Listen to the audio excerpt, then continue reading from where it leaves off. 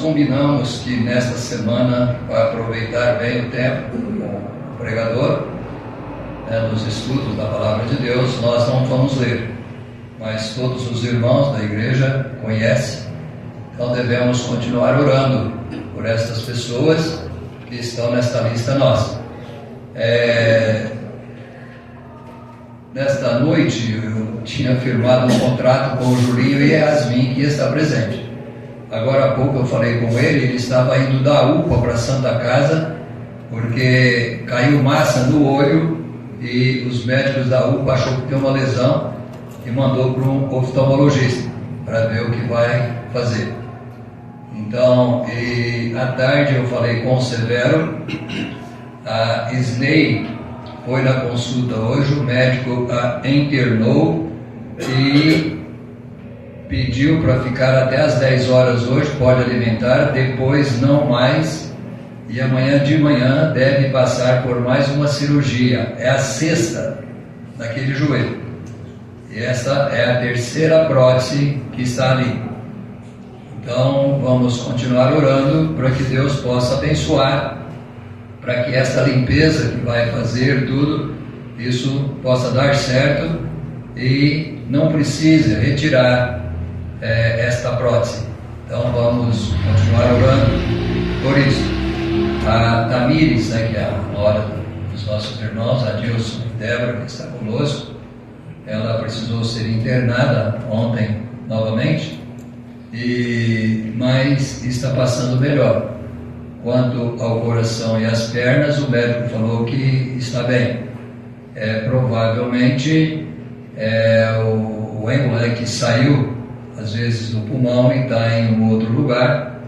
Então fazer mais alguns exames e dependendo já pode às vezes mandar para casa e continuar o tratamento.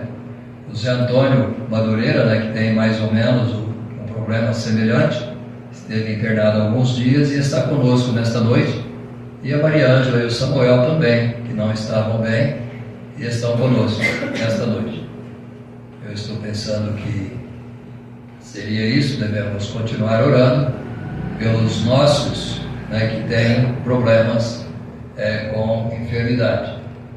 Eu vou pedir ao Sebastião que nos leve na presença do Senhor desta oração inicial e daqui a pouco estaremos passando então para o estudo da Palavra de Deus. Vamos ficar sentados mesmo, reverentes, enquanto vamos ser levados à presença do Senhor.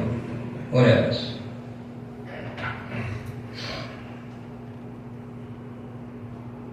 Bondoso Deus, o nosso querido Pai, no nome amado e santo do nosso Salvador, o Senhor Jesus, nós entramos com reverência em oração na presença do Senhor. Nesse momento onde estamos reunidos como igreja, para podermos, ó Pai, mais uma vez nessa noite, daqui a pouco, estarmos ouvindo a Tua santa e bendita palavra. Amém. Pai querido, nós agradecemos pela vida que o Senhor tem nos concedido, cada um de nós, nesse dia, segundo dia da semana. Queremos agradecer por tudo quanto o Senhor tem feito nas nossas vidas, desde o nosso levantar até nesse momento presente. Nós temos visto, louvado realmente do Teu amor para conosco, nos abençoando em toda a área das nossas vidas, suprindo as nossas necessidades, dando-nos as condições de, nessa noite, estarmos reunidos como igreja do Senhor Jesus, para daqui a pouquinho apreciarmos mais uma porção da Tua santa e bendita palavra. Amém.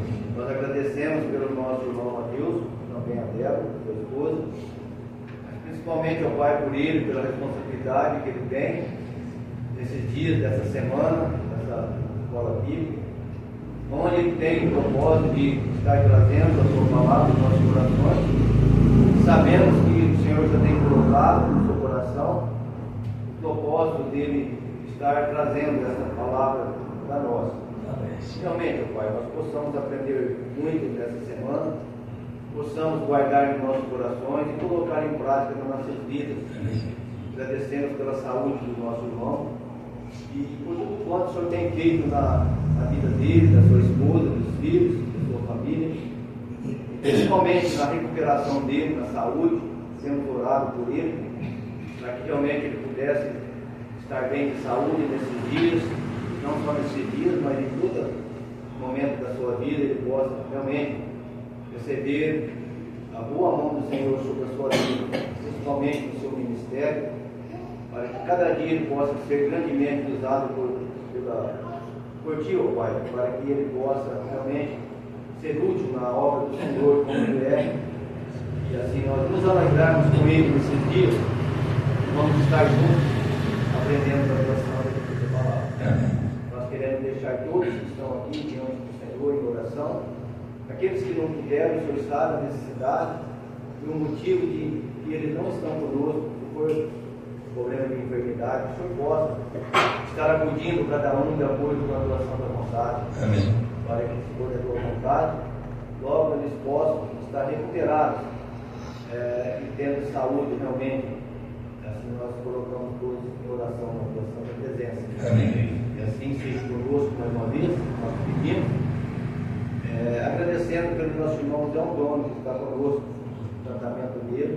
Realmente nos alegramos em ver ele, e sabendo que o Senhor está cuidando dele desde o momento que ele ficou ali naquele leito do hospital, e sabendo que o Senhor estava presente, cuidando dele, e orientando também os médicos que estavam cuidando dele, as enfermeiras.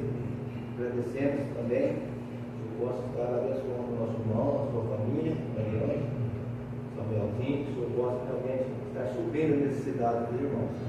Assim nós oramos com gratidão nos nossos corações, agradecendo por tudo no nome do nosso Salvador, o Senhor Jesus. Amém. Amém. Agora, com atenção e reverência, vamos ouvir os estudos desta noite.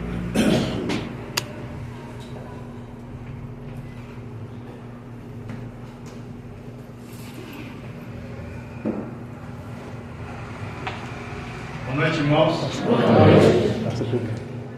Mais uma vez nós louvamos o Senhor por esta oportunidade de estar com os irmãos nesses dias de comunhão, de contemplação da palavra do Senhor. Ontem nós estivemos pensando um pouquinho a respeito do nascimento do Senhor Jesus. Uma vez que nós estamos pensando nesses dias, estamos tentando, pelo menos nesses dias, olhar um pouco para a humanidade do Senhor Jesus. Então, ontem nós olhamos um pouquinho para o nascimento dele e a infância do Senhor Jesus. Irmãos, é tão precioso quando nós olhamos para a vida deste servo perfeito de Jeová.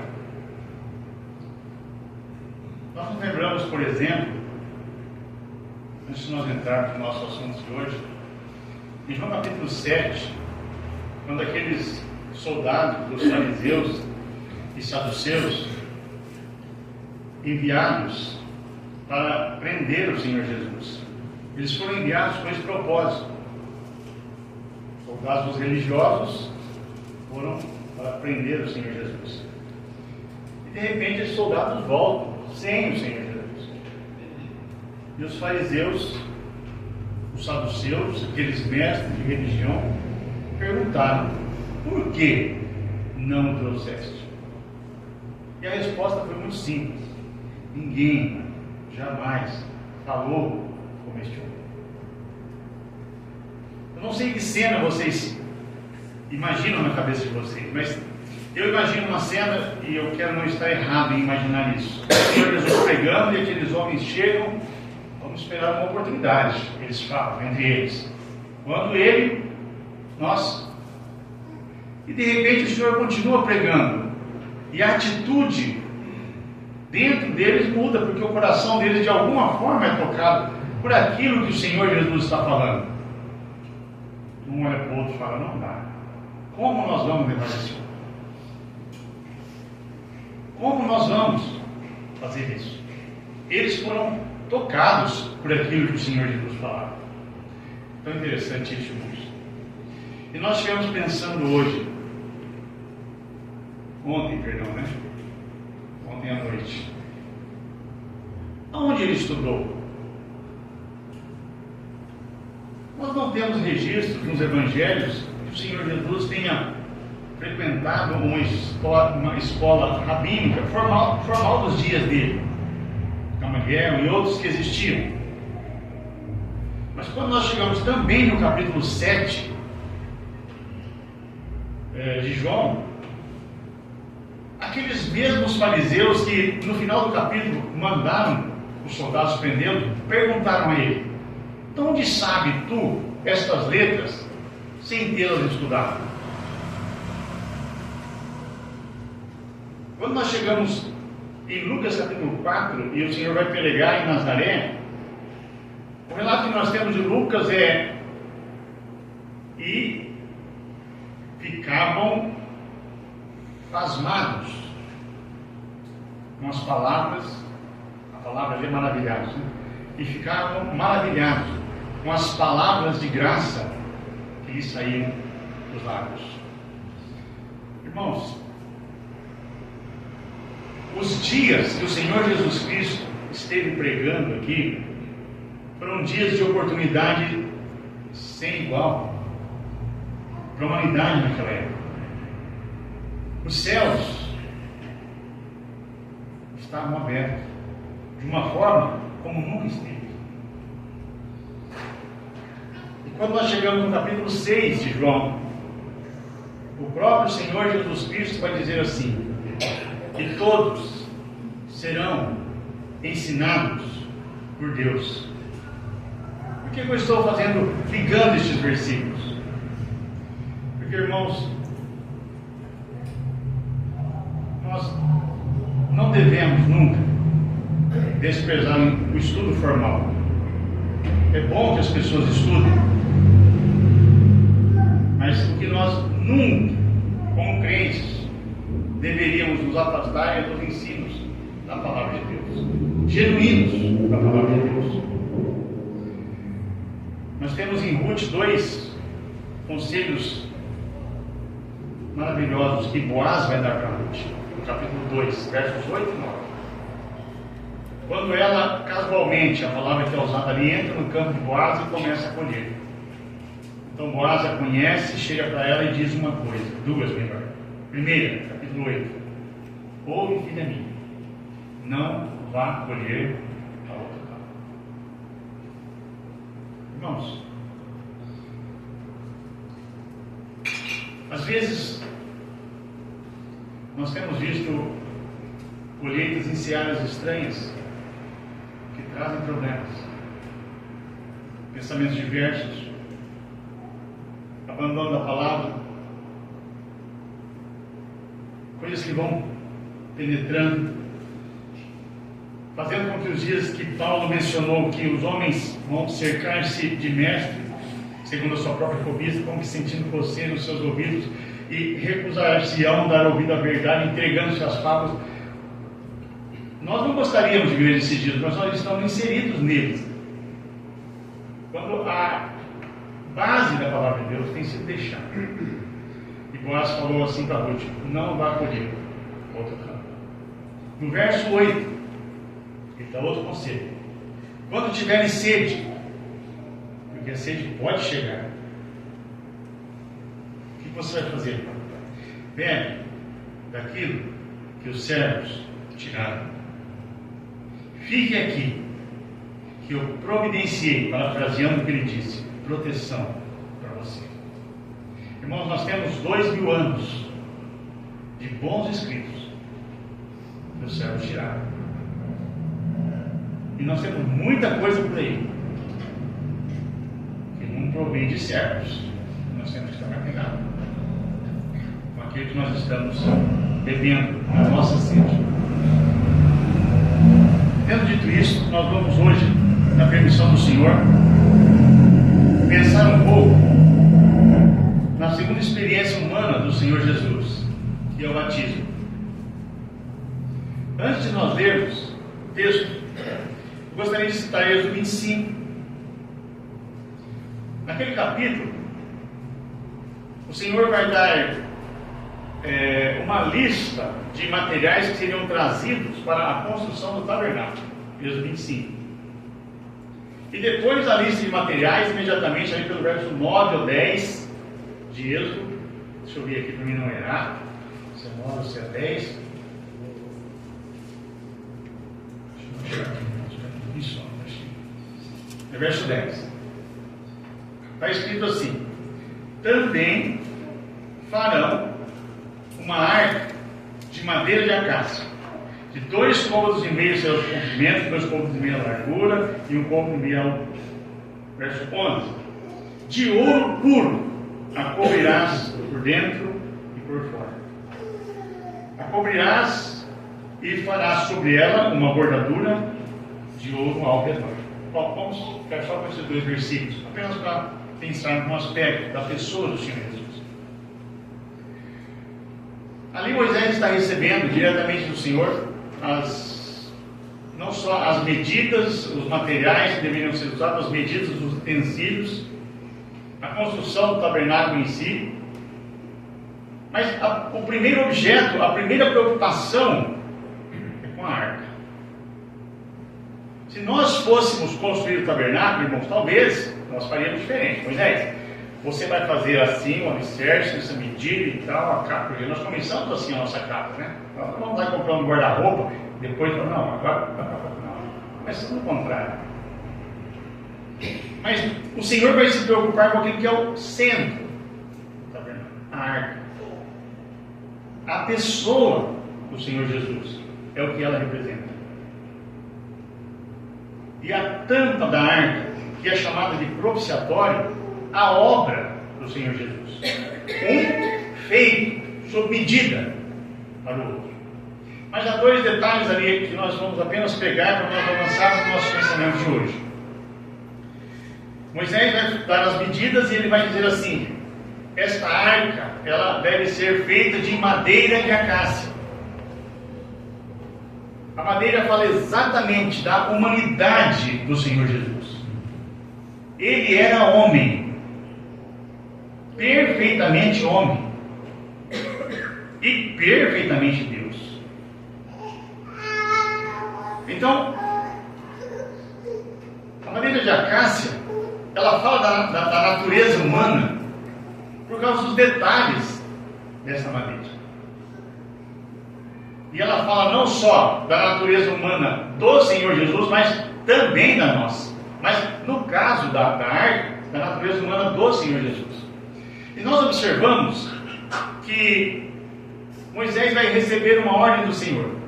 Você vai fazer a arca, Moisés, e você vai cobrir a arca de ouro puro. O ouro fala da divindade, da pessoa de Deus, da glória de Deus, da santidade de Deus. Mas Moisés vai receber uma ordem assim. Olha, observe lá. Primeiro, ela vai ser coberta por dentro. Quando foi, irmãos, que o Senhor Jesus Cristo foi coberto por dentro, esta figura da arca, da divindade? Quando? No nascimento. No ventre de uma virgem, Deus tocou e gerou o seu filho. Naquele momento, esta arca estava sendo revestida da divindade por dentro. E quando que o Senhor Jesus Cristo, esta arca bendita, foi revestida de ouro por fora? No batismo.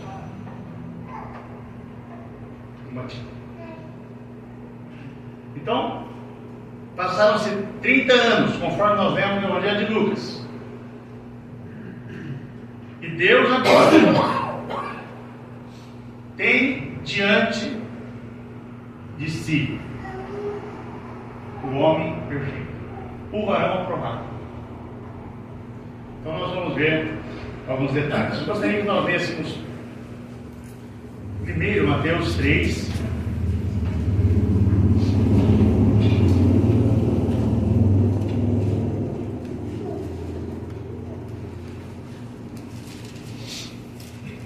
Nós vamos ver verso 13.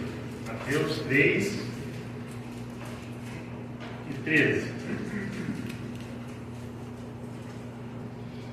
Por esse tempo, dirigiu-se Jesus da Galileia para o Jordão, a fim de que João o batizasse. Ele, João Batista, porém o dissuadia, dizendo: eu é que preciso ser batizado por ti, tu vens a mim? Mas Jesus lhe respondeu: deixa por enquanto, porque assim nos convém cumprir toda a justiça.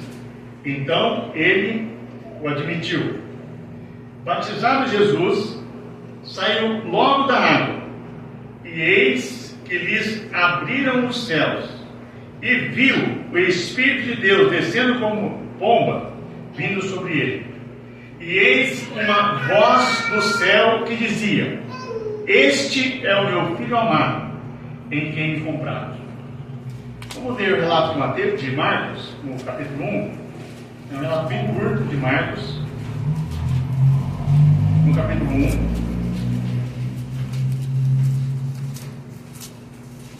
Nós vamos ler o verso 9. Marcos 1, 9. Naqueles dias, veio Jesus de Nazaré, da Galileia, e por João foi batizado no Rio Jordão.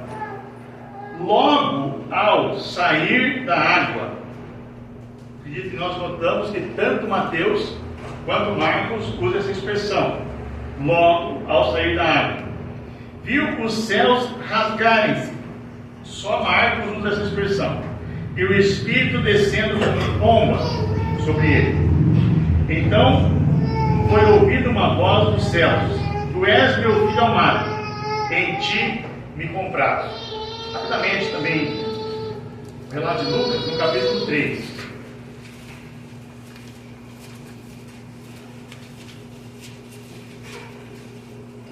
Capítulo 3 de Lucas, vamos ver aqui verso 21.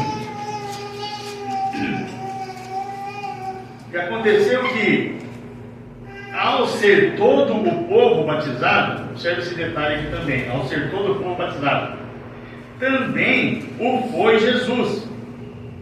E estando ele a orar, o céu se abriu, e o Espírito Santo desceu sobre ele em forma corpórea como pomba, E ouviu-se uma voz do céu: Tu és meu filho amado, em ti me compraste. Vamos parar por aqui, estamos certos que o Senhor vai nos abençoar enquanto nós olhamos para a sua palavra. Amém.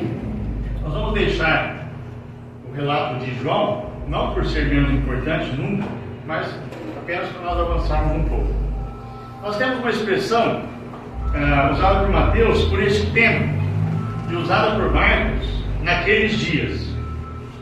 Então nós observamos que estes dois evangelistas, eles procuram pontuar no tempo quando que o Senhor Jesus Cristo foi batizado. E é importante a gente observar isso, porque certamente esses dois evangelistas querem fazer menção das profecias que estavam se cumprindo, primeiramente na pessoa de João Batista, que,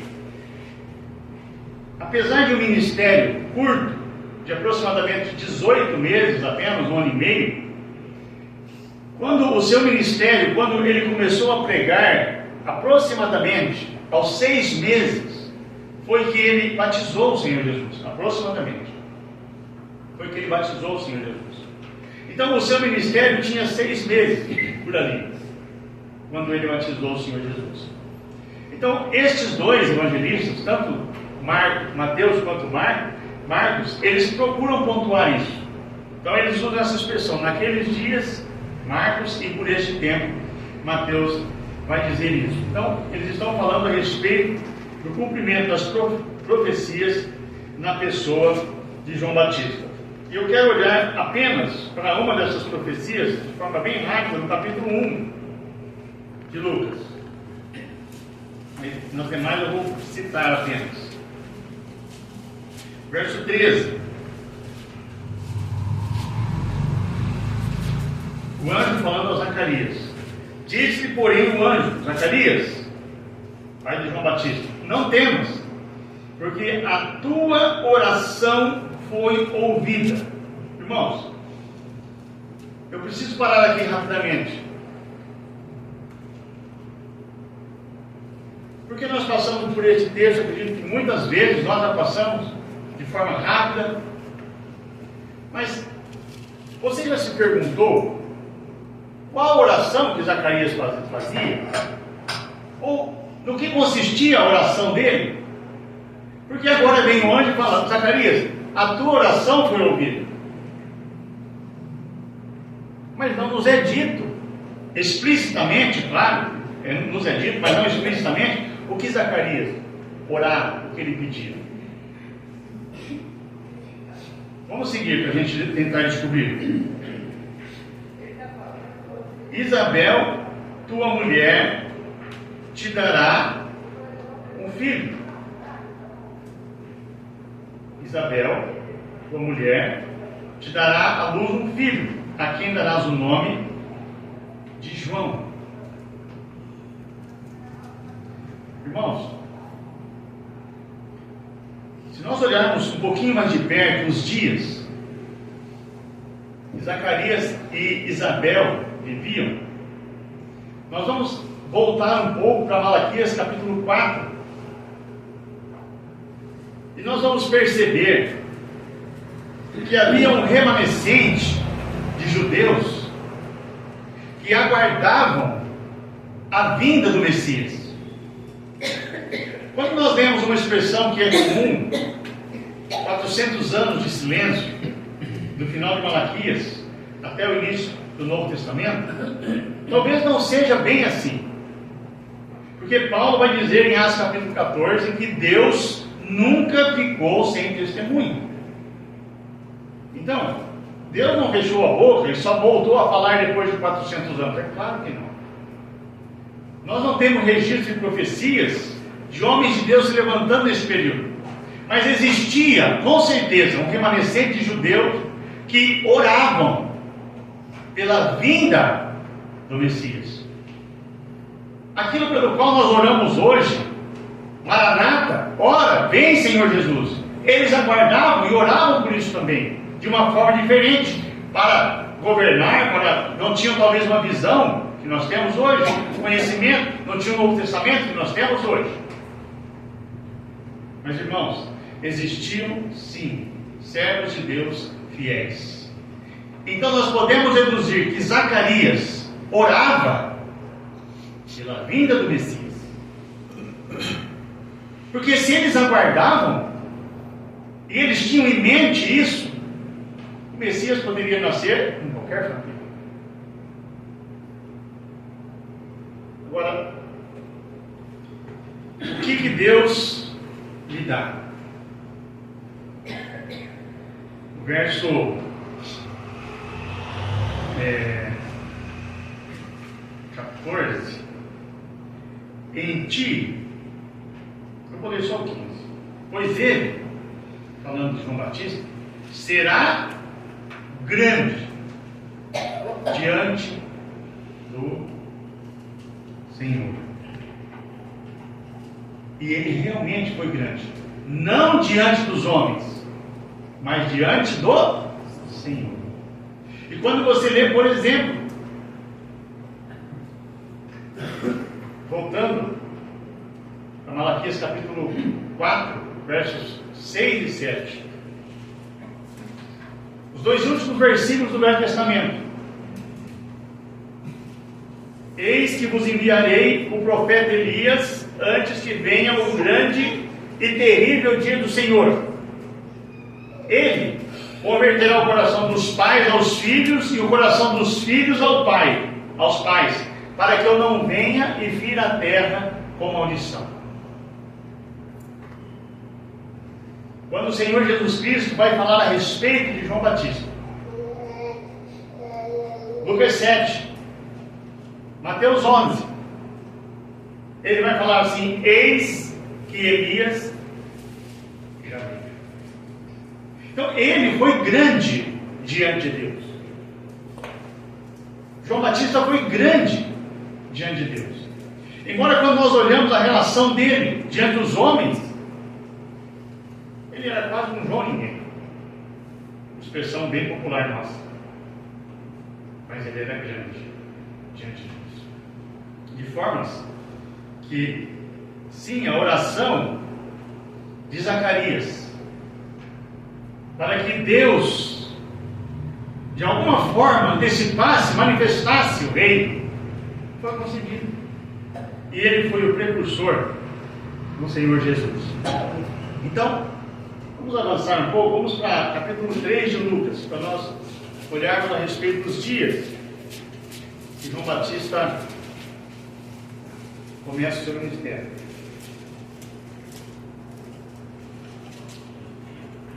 Eu vi a água, o senhor está apertando 10. Um pouquinho de ar. Não. Ventilador. Não precisa não. Vamos para o capítulo 3 de Lucas, então. Vamos ver os detalhes aqui, irmãos, para nós tentarmos entender essa expressão por este tempo, naqueles dias. No 15º ano do reinado de Tibério César, sendo Pôncio Pilatos governador da Judéia, Herodes tetrarca da Galiléia, seu irmão Filipe tetrarca da região da Itureia e Traconites, e Lisânias tetrarca de Abilene. Olha o que nós temos nesse primeiro versículo: a condição política. Nenhum desses nomes aqui nos é estranho, ou muito estranho. Mas também não seriam pessoas que nós gostaríamos de levar para jantar em casa. Não são pessoas que tiveram um procedimento, um agir em favor do povo. Tibério César, como governante supremo, ele tirou o antecessor de Pilatos, que se chamava Valério Grato, porque ele não estava contente com os valores arrecadados de impostos.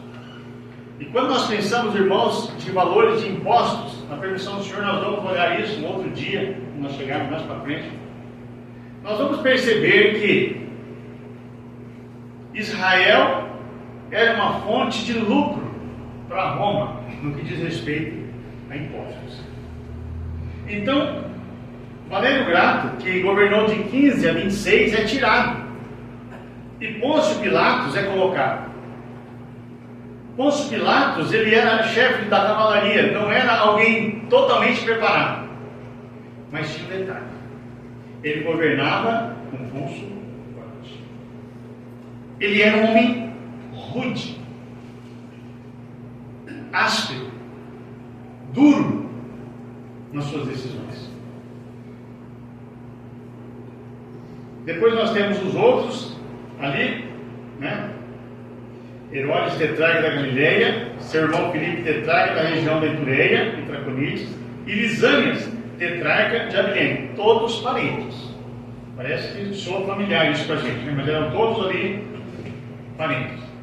Agora veja o verso 2, essa é a condição política. Veja o verso 2. Sendo sumos sacerdotes, as duas palavras estão no plural, Anás e Caifás. Uma aberração diante do Senhor. Se nós sabemos um pouquinho sobre o sacerdócio levítico, nós sabemos que o sacerdote era uma função vitalícia. Se trocava o sacerdote quando esse morria. Mas quando Pilatos chega no governo, o que ele faz? Ele toma para si o direito de colocar sacerdotes, fazendo com que, vou usar uma palavra aqui, não sei se estamos certos, mas o sistema religioso fosse totalmente corrompido. Então era colocado sumos sacerdotes, aqueles que trouxessem melhores resultados financeiros. Irmãos, isso é tão familiar para nós, isso é tão atual, parece que nós estamos vendo aqui a Folha de Londrina, né? Ou talvez o jornal de São Joaquim da Barra, não sei como chama, mas é muito atual, as coisas são todas iguais. E agora nós temos assim: veio, verso 2, a palavra de Deus a João, filho de Zacarias, no deserto, mostrando claramente que Deus está rejeitando aquele sistema sacerdotal corrupto, angariador de fundos, e ele está buscando a voz, que foi assim que João se identificou, nós vamos ver já já, aquela voz que clamava no deserto. E sabe, irmão, o que vai acontecer a partir do momento em que João recebe a palavra do Senhor no deserto? A Bíblia diz que vinham pessoas de todas as regiões, Jerusalém, Judéia, circunvizinhança, Galileia, da além do Jordão, para estar com João, porque de alguma forma Deus estava movendo aquelas pessoas para que elas pudessem, aqueles que estavam realmente em busca da chegada do Messias, ou querendo se preparar para a chegada do Messias, pudessem ir a João Batista e ouvir aquela voz que Deus estava dando àquele homem. Então é tão importante a gente observar esses detalhes. O Senhor vai abandonar esse sistema religioso que existia de uma forma tão organizada e tão metódica, e vai buscar a voz que está no deserto, João Batista. Então nós temos esses detalhes aí. É importante nós observarmos, irmãos, que o batismo do Senhor Jesus Cristo, agora sim entrando no batismo do Senhor Jesus Cristo, era o alvo de todo o ministério de João Batista. Era o alvo. Ele veio para endireitar o caminho, limpar as veredas, como ele mesmo diz, preparar para aquele que vinha após ele, do qual ele mesmo vai dizer isso: não sou digno de, curvando-me, desatar as correias das sandálias. Ele tinha noção de quem ele era e de quem o Senhor Jesus Cristo era. Isso estava muito claro em sua mente. Agora sim, vamos para João, Então nós observamos esses detalhes.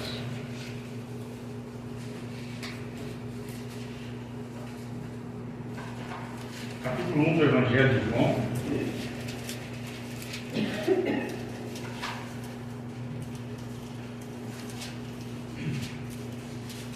Veja como João vai dizer.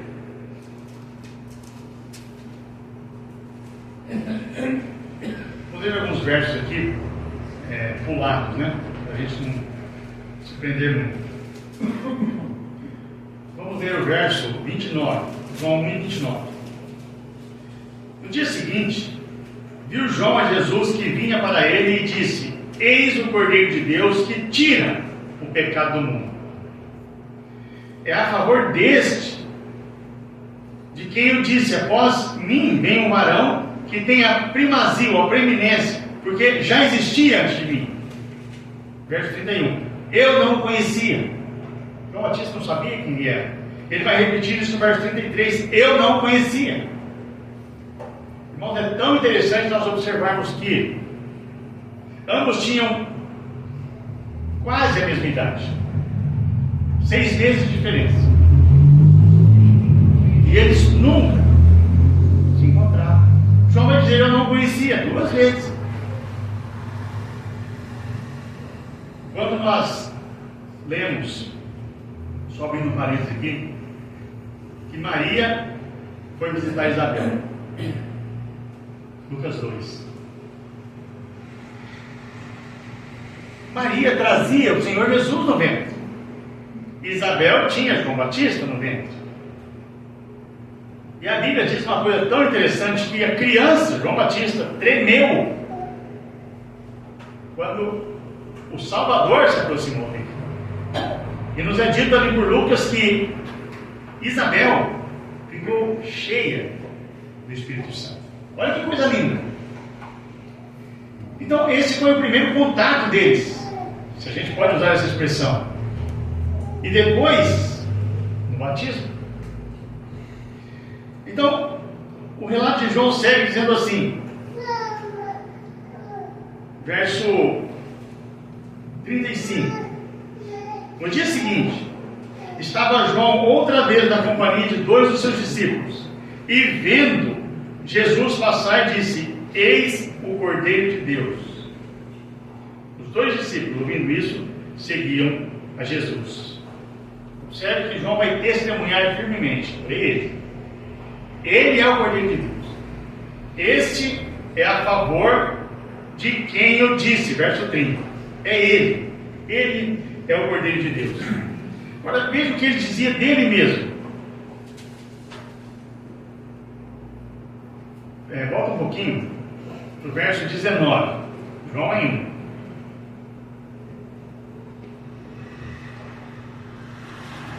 Este foi o testemunho de João quando os judeus lhe enviaram de Jerusalém sacerdotes e levitas para lhe perguntar: quem és tu?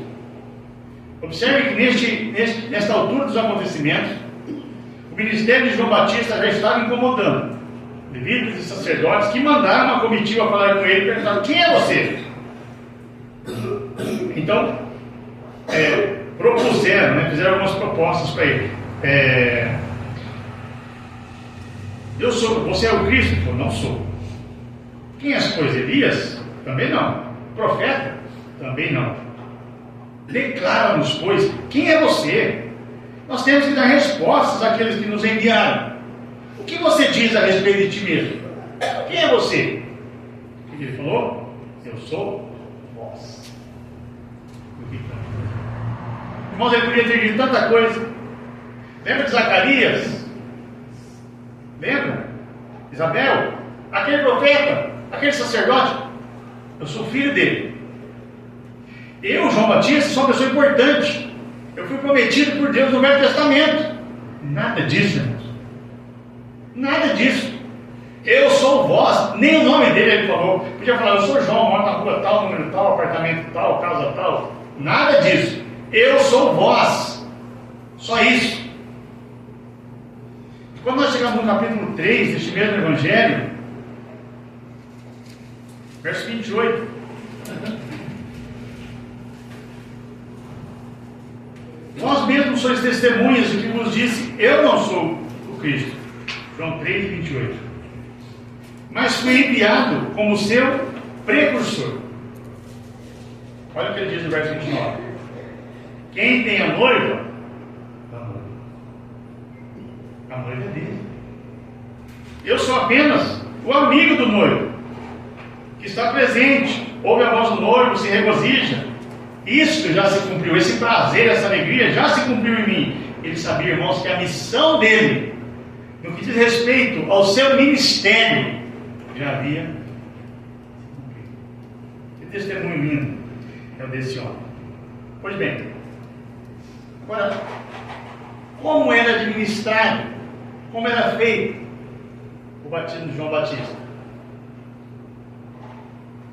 Não vou entrar em detalhes por quê, mas como era feito. Nós lemos algumas palavras que chamam a nossa atenção nos textos que nós lemos no começo. Primeiro, que vinham pessoas de vários lugares. Então nós observamos que não era uma coisa pequena, tinha muita gente ali. E a expressão que nós vemos em Lucas é: tendo sido todo o povo batizado, foi também Jesus. Então, como nós imaginamos que era, pelo que a Bíblia diz, como nós podemos entender isso na nossa mente? Pessoas vindo das regiões, perto, longe, todos os lugares, orientadas por Deus para ouvir aquela voz que clamava no deserto, na ânsia de aguardar o Messias, de esperar a vinda do Messias. Elas chegavam diante de João Batista e eram batizadas no Rio Jordão, confessando os seus pecados. Palavra de Mateus. Lucas vai dizer que veio a eles escribas e fariseus, soldados, perguntando: o que nós vamos fazer? Qual é o procedimento que nós temos que tomar para provar que nós nos arrependemos? Então, Lucas vai mostrar que João Batista falava: olha, para os soldados, a ninguém maltrateis. Cobrador de imposto, não cobre mais do que o necessário. Contente-se com o salário de vocês. Então ele dava orientação para essas pessoas. Então, irmãos, como nós imaginamos? De novo a pergunta. Uma grande filha. Eu imagino assim: posso estar errado, mas quero compartilhar com vocês. E se eu estiver errado, vocês me perdoem, porque não acredito não ser pecado isso. Então aquela grande fila de pessoas ali. Então chegava um fariseu: João, eu estou arrependido, o que eu devo fazer? Eu estou arrependido, olha, você faça isso. E João batizava ele. Chegava uma pessoa comum: João, eu estou arrependido, o que eu devo fazer, João? De modo, irmãos, que parece-nos que era demorado o processo. Não era assim, batizava. Parece que as pessoas, no relato de Mateus, elas vinham confessando os seus pecados. Não sei se vocês veem assim também, mas é assim que eu vejo. Mas de repente, no fim daquela enorme fila, tem um homem. Porque Lucas dá esse detalhe: tendo sido todo o povo batizado, dando a impressão que o Senhor Jesus estava lá atrás. Chega um homem. E quando este homem entra no Jordão, irmãos, o que acontece? Marcos usa uma expressão que é fantástica, é maravilhosa. Viu os céus se rasgar. Mateus e Lucas vai falar que os céus se abriram. Quando aquele homem pisa no Jordão, os céus se abrem. E João Batista sabe que alguma coisa é diferente com aquele homem. Porque ele diz em João: eu não conhecia, mas eu vi o Espírito posar sobre ele. Então chega o Senhor Jesus Cristo para ser batizado. E o que acontece? Mateus e Marcos vai usar essa expressão. E logo, tendo sido batizado. Por quê? Não havia nele o que confessar. Diferentemente das outras pessoas, ali estava o Verbo encarnado, o Filho de Deus, perfeito, santo. Era o momento desta arca ser revestida por fora da divindade. E Deus vai fazer isso neste momento, quando os céus vão se rasgar. Irmãos, desde Gênesis, capítulo 3, o último versículo, os céus estavam fechados. Fechados. A presença de Deus estava lacrada porque o homem pecara. Adão, conscientemente, afastou-se de Deus num ato de flagrante desobediência. Então o Senhor cerra, fecha a entrada à sua presença. O homem expulso da presença de Deus, do jardim. Não tem mais comunhão. De lá para cá é sacrifícios, é ovelhas, é cordeiros, é pombos, é bois mortos, é sangue oferecido, prefigurando aquele que haveria de vir. Mas agora, no Jordão, é céus rasgados, abertos, e o Espírito de Deus vindo sobre ele. E mais, a voz vai dizer: este é meu Filho amado, em quem está todo o meu prazer. Amém. Que coisa linda. Enoque andou com Deus, mas Deus não falou para ele: este é meu filho. Abraão, que título que Abraão ganhou? Quem se lembra? Amigo de Deus. Davi, o homem segundo o coração de Deus, mas a nenhum deles, como diz o escritor aos Hebreus, a nenhum deles Deus disse: tu és meu filho, eu hoje te direi. Ou este é meu filho amado, em quem me confio. Sabe, irmãos, quando nós começamos a contemplar o Salvador, os detalhes dos acontecimentos que se deram,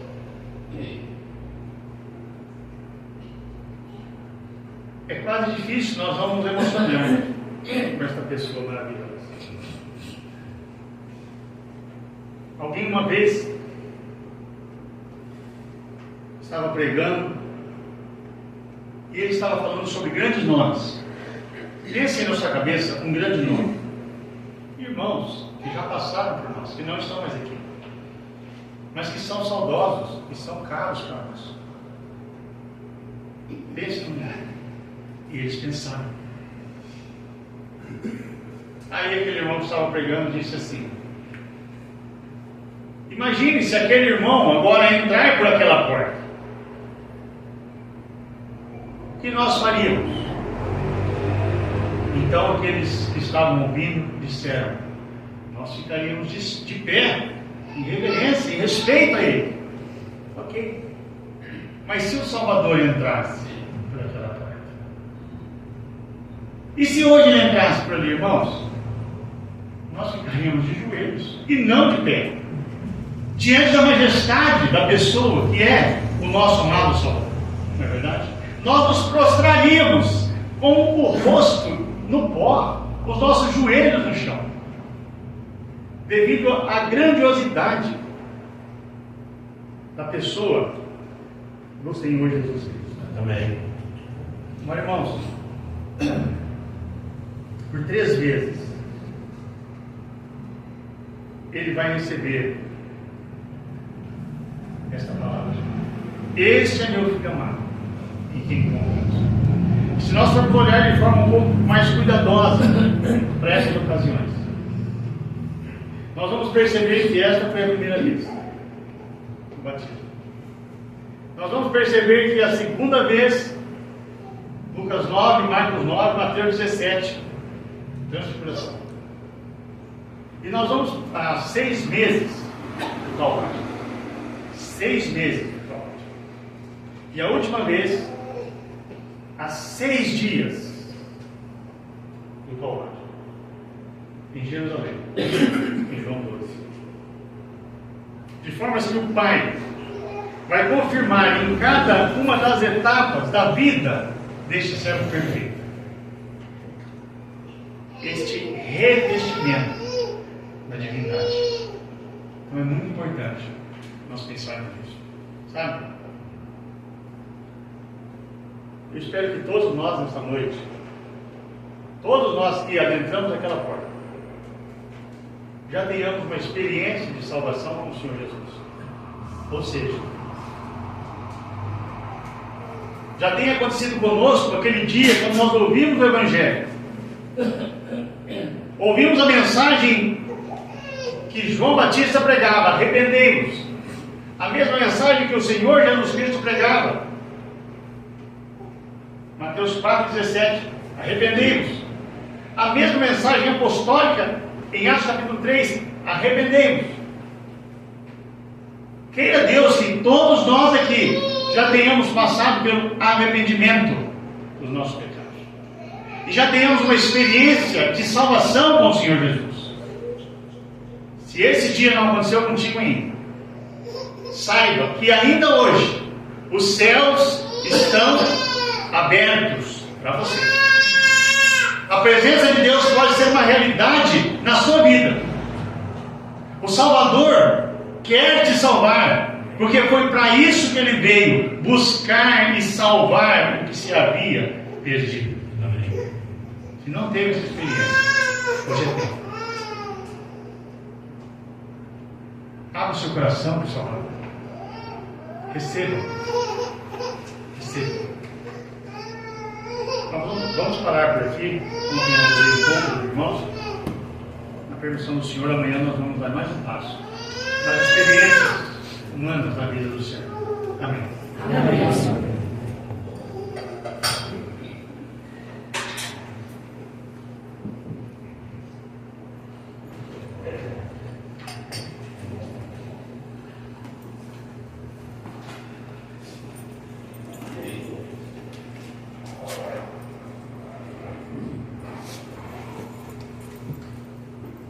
Nós vamos cantar o número 11. Se fosse na reunião em Paranavaí, o senhor deve dizer que o Adilson hoje foi generoso. Contente? Tá. Nós vamos cantar o hino de número 11. Jesus desceu, a Bíblia diz, do seu celeste lar, a fim de o grande amor de Deus aos homens declarar. Nós queremos agradecer a todos que estão conosco nesta noite.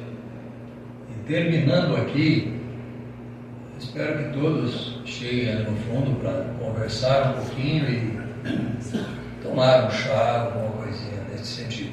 Então, número 11.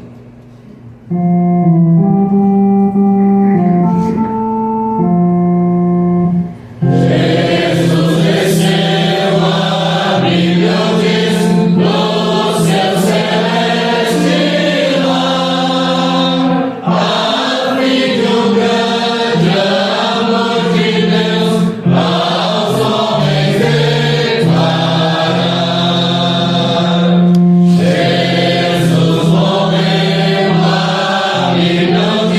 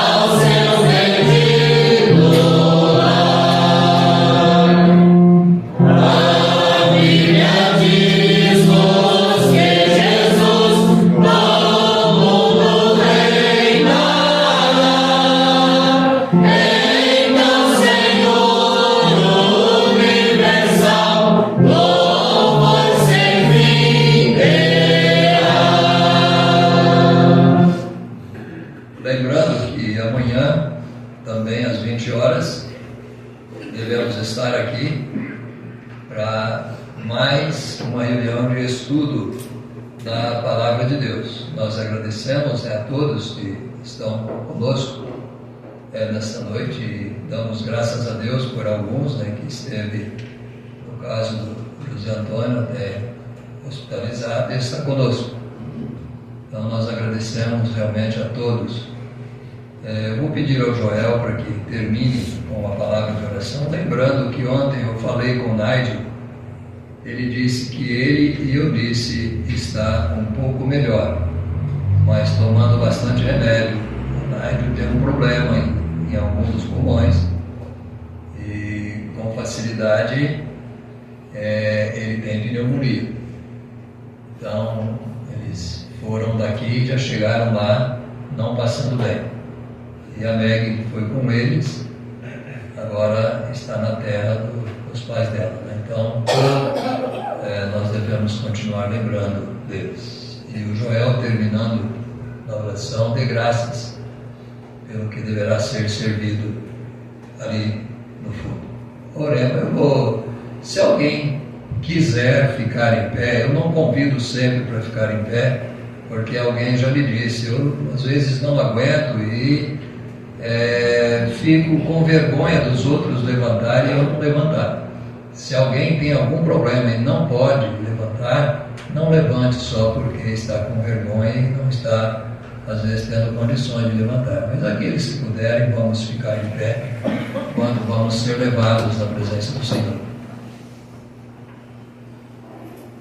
Grandioso Deus, nosso eterno Pai, com gratidão a Deus, reverência, louvamos, ó Pai, e te bendizemos, conhecendo, ó Pai, que estamos diante daquele que é único, é o soberano, o Senhor, ó Pai, Deus verdadeiro, embora tão grandioso, ó Pai amado, aprove a Ti, Senhor, desde os tempos eternos, vir ao nosso encontro, abrir para nós, ó Deus, um novo e vivo caminho, por meio daquele, ó Pai amado, de quem temos ouvido desses dias, mais uma vez, nosso amado Salvador, Senhor Jesus. Aquele, ó Pai, de quem temos aprendido, Senhor, acerca da sua singularidade, da sua perfeição, ó Pai amado, da sua santidade, sendo um igual a Ti, não tem visto como usurpação. Aquele que sendo, ó Pai, o próprio Deus, mas encarnando-se, ó Deus, tornando-se também verdadeiramente homem, feito a nossa imagem e semelhança, Senhor, mas sem pecado. Ó Deus, jamais de fato, de outro homem, ó Deus, poderíamos ouvir aquilo que o Senhor declarou acerca do Teu amado Filho. Este é o meu Filho amado, em quem eu tenho todo o meu prazer. Os olhos santos, ó Pai, poderosos, Senhor, que tudo vê, só viu nele perfeição e santidade. E ao contemplar, ó Deus, a nossa condição, ao contrário, Tu não vistes, ó Pai, entre nós justo, nenhum sequer. Mesmo, ó Deus, os grandes servos do Senhor, sabemos que houve neles, ó Pai, a perfeição. Mas nós te damos graças, Senhor, que apesar desse pecado, das nossas imperfeições e culpas, Senhor, Tu tens nos amado e manifestado a nossa graça salvadora do Senhor. Amém. Oramos, ó Deus, porque pode ser que alguém aqui em nosso meio ainda não esteja vivendo sobre a Tua graça, sobre essa graça salvadora do Senhor. Nós oramos, Senhor, que nesta noite, ao ouvir de Ti, Salvador, tão glorioso, tão amoroso, santo e justo, os corações, ó Deus, também sejam movidos à fé, possam olhar para si e verem o pecado, se arrependerem-se, ó Deus, voltarem para o Senhor, em humildade, ó Deus, e reconhecendo os pecadores, buscarem-te como Senhor e Salvador.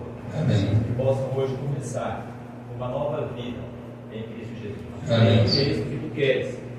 O nosso Salvador veio para buscar e salvar o perdido. Obrigado a Deus por esta grande salvação, por este tão grande Salvador, que foi morto, humilhado a Deus aqui, mas que vive à destra do Senhor, como nosso grande sumo sacerdote intercedente por nós. Amém. de onde, ó Pai, o aguardamos. E vivemos nessa esperança gloriosa. Queremos mais uma vez nesta noite, ó Pai, dizer Maranata, vem, Senhor Jesus. Amém. Ó Pai, obrigado por esses momentos ao redor da Tua palavra. Pedimos que continues abençoando o nosso irmão. Na continuidade, ó Pai, desses estudos, segundo a vontade do Senhor. Amém. Obrigado por mais esta escola bíblica, Senhor, que está sendo realizada. E pelos irmãos e irmãs, ó Deus, devido às suas enfermidades, estão sendo impedidos de estarem aqui, que o Senhor esteja consolando, confortando. E aqueles, ó Pai, também que estão em outras localidades, como já foram mencionados. Nosso conário também aqui distante, na Escócia, na Inglaterra. O Senhor esteja assistindo, Senhor, a cada um, com a Tua consolação e com o poder da Tua restauração. Amém. Tudo nós somos agradecidos, ó Pai, e agora, ao tomarmos, ó Pai, do que é de ser servido, nós somos gratos ao Senhor, porque sabemos, ó Pai, que não há poder em nós para suprirmos a nós mesmos, nós em tudo precisamos de Ti. Nós te damos graças por cada provisão que o Senhor tem nos dado. Aceita, Pai, o nosso louvor e gratidão. Mais uma vez, nesta noite, apresentamos o nome santo, poderoso e eterno daquele que vive e reina para sempre, Cristo Jesus, nosso Salvador, a nossa esperança. Amém. Amém. Nós devemos dar graças sempre também pelo Adilson e a Débora. Os dois já passaram por problemas seríssimos de saúde, né? Estão bem, graças a Deus. Então nós devemos dar graças por isso também. Está terminada então a nossa reunião. Vamos chegando ali no fundo. Não vou dizer boa noite não, só depois que sair ali do fundo, né? Tá bom?